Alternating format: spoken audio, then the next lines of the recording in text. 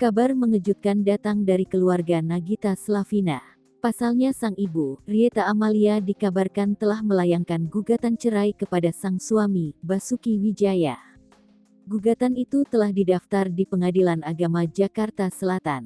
Hal tersebut dikonfirmasi langsung oleh Taslimah, selaku Humas Pengadilan Agama, PA, Jakarta Selatan.